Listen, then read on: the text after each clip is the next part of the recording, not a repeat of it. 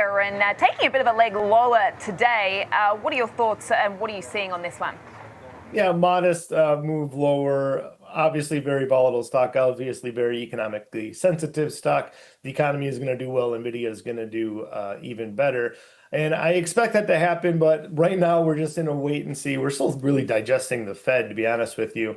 Effectively, that's one trading day ago. So we're still trying to figure that all out. Tech stocks doing a little bit worse today than the rest of the market, as maybe near-term interest rates aren't as low as the market was hoping they could be if we had a dovish Fed. So that is just part of the narrative. But this chart pattern has really been fantastic lately. I do expect to see all-time highs later on in the year. But for the short term, just like these other two names, I'm expecting some consolidation.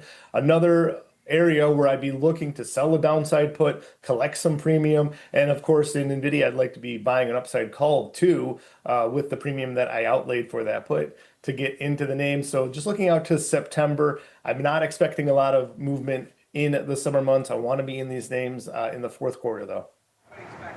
Okay, let's get back out to you, Rick. Can you take us through the technicals on this one? Yeah, sure. Another one that's never boring, even on slower days here. And you can see that when we have a situation here where we had a low point and then a high point, now we have kind of inched above that old high near 142, but we haven't had any kind of huge breakout to the upside yet. For now, it's just holding on to that low area here with the obvious sights being set on those highs near 153. So now we can see that our moving averages are still diverging. The faster ones are still outpacing the slower ones. We're not really seeing them start to contract quite yet here, but that would be the warning sign to be on the lookout for. By another measure, though, we can see that momentum is slowing down. When we look at the RSI, our green trend line has been interrupted. Our red trend line is heading downward across those peaks. We can see that price was making higher closes, but RSI is making lower closes. Not really what you'd want to see if you're bullish, but not necessarily also a head for the hills moment either. It could just be that this is a consolidative phase. That's kind of the tricky point here. That's kind of what we keep saying with a lot of these names lately here. It feels like it could go either way for some of these areas right now. It seems kind of precarious. But we can see as well, though, if we were to start to move lower, there's a couple supportive areas to consider just below. There's our 21-day exponential moving average and our volume node, where it starts to develop below about 140. And then if we were to move higher, those old highs, 153, that's the area to watch. NVIDIA's profits and stock price have experienced significant growth over the last few years. This occurs as it establishes supremacy in one of the globe's most scrutinized emerging technologies, artificial intelligence, AI. This technology company has emerged as the frontrunner in AI chip development, with its graphics processing units, GPUs, outperforming competitors in both speed and overall efficiency. The company provides several additional AI services as well, including developing tools tailored for specific fields like healthcare or the automotive sector. This has established NVIDIA as a well-known brand in the AI industry. Currently, the frequent questions investors pose are, what will NVIDIA's upcoming action be? Following the rapid expansion of the last few years, will the speed now diminish? Those questions might be answered with a hint provided by the company. NVIDIA has quietly executed what might appear to be a standard strategy, but I believe it could indicate significant growth potential in the near future. Let's examine it. Initially, a brief overview of what has occurred up to this point. NVIDIA quickly rose to prominence during the AI surge with its GPUs, which swiftly became essential for driving this transformation. Consequently, NVIDIA's revenue, which had steadily risen since the company's inception in the early 1990s, surged dramatically in just the last few years. What's truly significant is that revenue has soared, and NVIDIA is also highly profitable on its sales, maintaining a gross margin of over 70% in the latest quarters. In the latest quarter, it fell to 60% due to a charge related to export limitations affecting the Chinese market. However, when excluding this charge, the gross margin achieved its target of over 70%. NVIDIA has achieved this revenue level not by selling the same chip annually. Instead, it has emerged as a hub of innovation, regularly enhancing its AI chips and/or architecture. With its most recent release called Blackwell, NVIDIA announced that updates will be provided on an annual schedule. An agenda for yearly releases has already been established through 2028. Additionally, NVIDIA has formed alliances with significant initiatives, for example, providing chips for the Stargate project, secured contracts globally, and is investing in U.S. manufacturing. Thus, NVIDIA is operating at full capacity, which should enable it to profit as the current multi-billion-dollar AI market is expected to expand into the trillions, according to analysts, in the near future. So what implications does this have for NVIDIA's stock? Let's explore that. But first, a big thank you to those of you who've stuck with us this far. Creating these videos takes significant effort and dedication, so if you're enjoying the content, please hit the like button, subscribe to our channel, and share your thoughts on NVIDIA stock in the comments. Your support truly helps us grow. Now let's get back to the video. Stacey, I feel like I sort of keep up with the news. And what's the catalyst for this mega chip move from the lows? Well, I mean, after Liberation Day, the chips got hit pretty hard. They're a very global industry, if not the most global industry. And the idea of significant tariffs, not even on the chips necessarily, but on all of the products that contain the chips, which is basically everything, had the potential to cause a lot of disruption. And so, at least for now, as those tariffs have eased, that's certainly helped a lot, right? We've also had a lot of the names reporting, and especially some of the more cyclical names calling for a cyclical bottom in markets like industrial. And then clearly, and you mentioned NVIDIA, but the AI trade, which had sort of faded, is now clearly back on. And so I think it's a combination of all those things. I like that. That has taken the stocks off the lows after they got completely whacked in April. Let me reiterate those three. So for one, we're kind of, resetting the clock and pretending, I guess, like the tariff issue never happened. Just on that piece of it. Right. Because, look, I think that's a good point, though. There's still 55% tariffs on China. Maybe that doesn't matter. Are there any takeaways from the various layers of tariffs or controls that, NVIDIA, for instance, the last earnings call was supposed to be all about how much its China business had struggled because of export controls. Is nobody talking about that anymore? Like, is that just off the table? So let's talk NVIDIA on that. So they clearly are. And in fact, the export controls have been meaningful. They're losing, tens of billions of dollars of business. What is helping them is that the rest of their business is so strong, it's actually okay. I mean, they took $8 billion out for next quarter. They guided $45 billion, which was kind of in line-ish with the street, but the street hadn't taken China out. If it wasn't for that, they would have guided 50. They would have printed 53 or 54. I mean, it's insane how strong that is. So that's where they're benefiting. They're ramping their Blackwell products.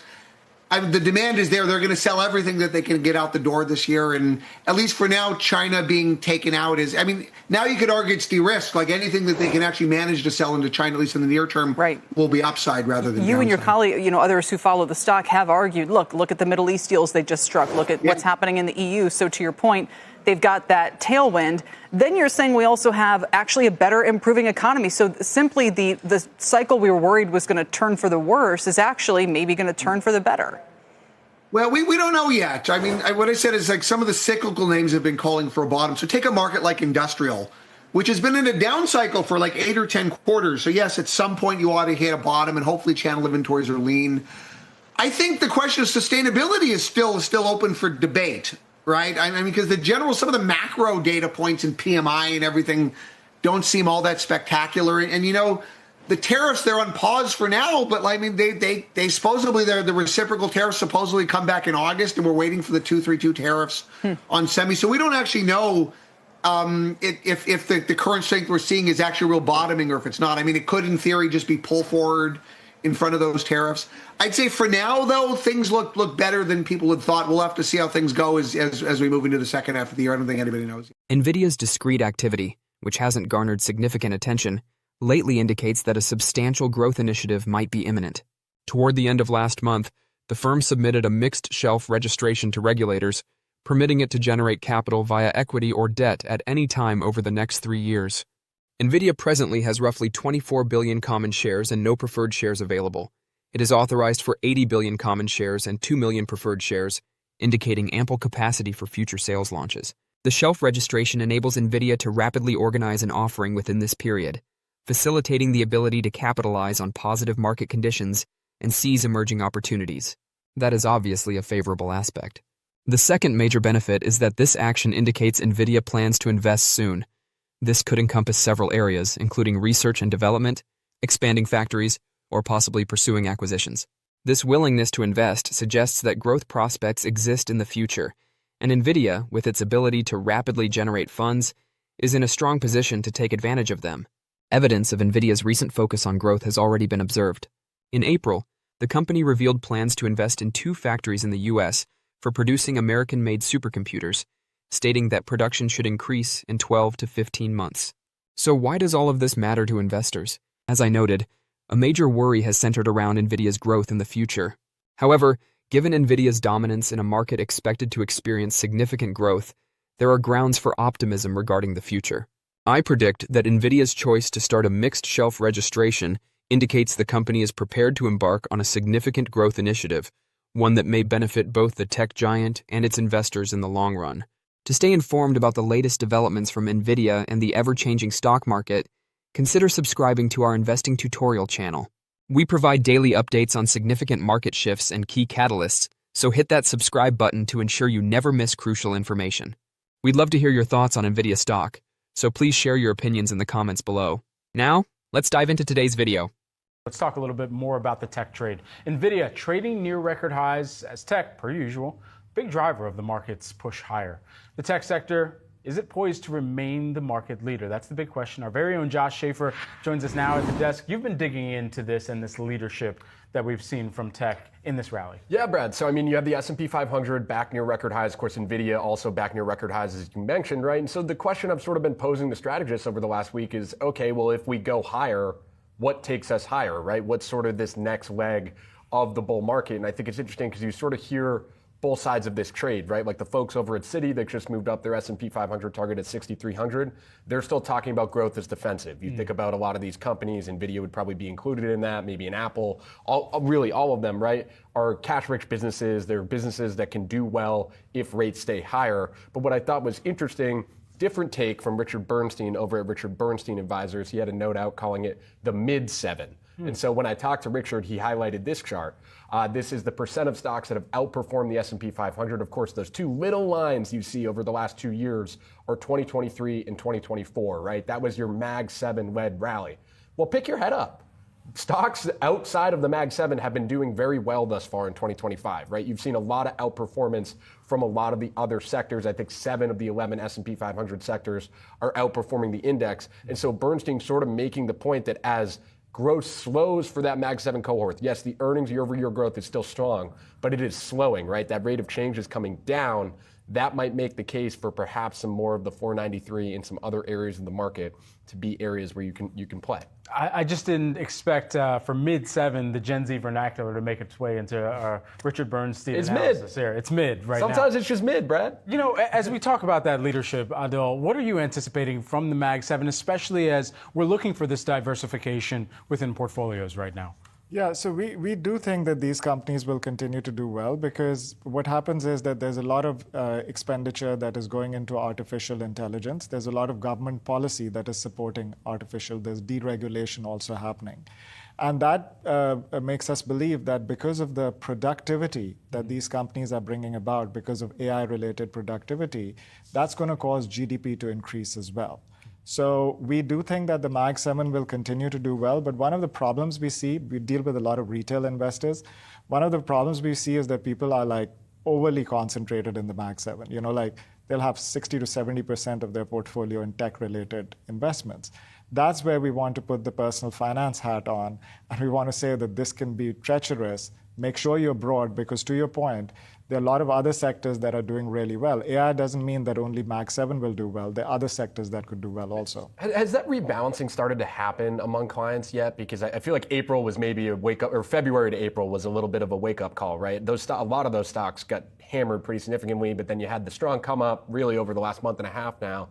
Are clients starting to really wonder, like, okay, should I rebalance here? Did I just hold NVIDIA, it did really well, and now it's too big in the portfolio?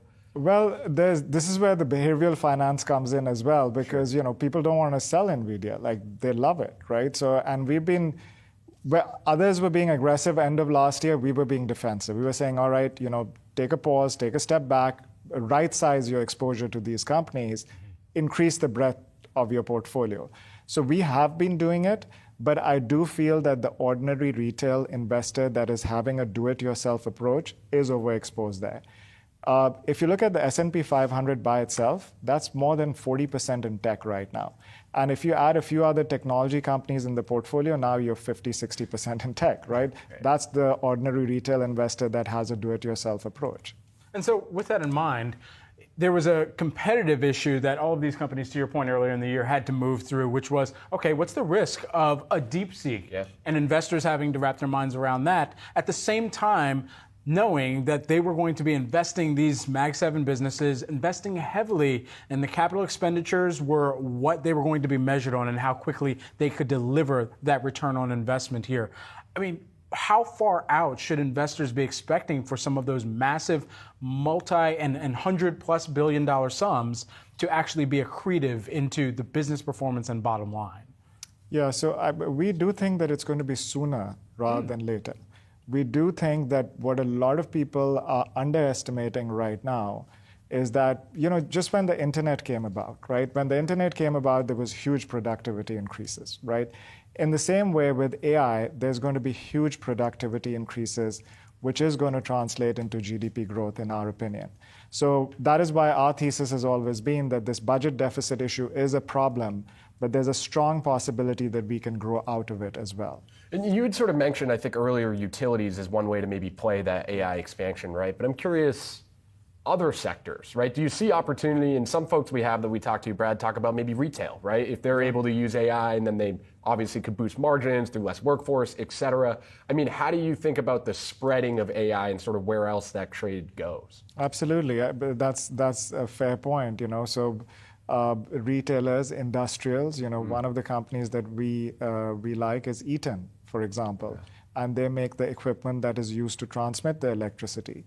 So, and utilities, no one was talking about this. This was one of the most boring sectors ever. It's one of the best performing sectors now, right? So there are ways to play this AI boom by having exposure to other areas, because a lot of businesses are going to benefit. Even in our business, in the wealth management business, we are seeing AI-related benefits, right? So we do think that that's going to help other industries, not just tech. NVIDIA's CEO Jensen Huang stated that this decade will be characterized by self-driving cars, robotics, and smart machines, as per a CNBC interview on Thursday at VivaTech in Paris. NVIDIA shares dipped roughly 1% in early trading as markets considered wider trade uncertainties, with the remarks having minimal immediate effect on the stock. Huang observed that autonomous vehicles are increasingly prevalent in the US and China, whereas Europe continues to encounter regulatory challenges for broad implementation. He emphasized NVIDIA's dual function in providing both processors and software solutions for autonomous systems. The semiconductor manufacturer is aligning its technology to drive advanced robotics in sectors like manufacturing, logistics, and transportation. Huang characterized physical AI as a key growth sector, where smart machines operate autonomously utilizing NVIDIA's computing framework. Investors might concentrate on whether these long-term investments result in short-term revenue increases. Although the demand for AI chips continues to be robust, geopolitical conflicts and changes in regulations may impact the timing of their deployment. Analysts continue to be positive on NVIDIA's market stance, but warn that stock fluctuations could continue due to broader economic challenges. Don't forget to share your thoughts and experiences in the comments below. Your input helps create a more knowledgeable community where we can all learn and grow together in the world of investing. Stay up to date with the latest market trends, insights, and key updates by subscribing to Investing Tutorial. We're here to help you make smarter investment decisions and stay ahead of the curve.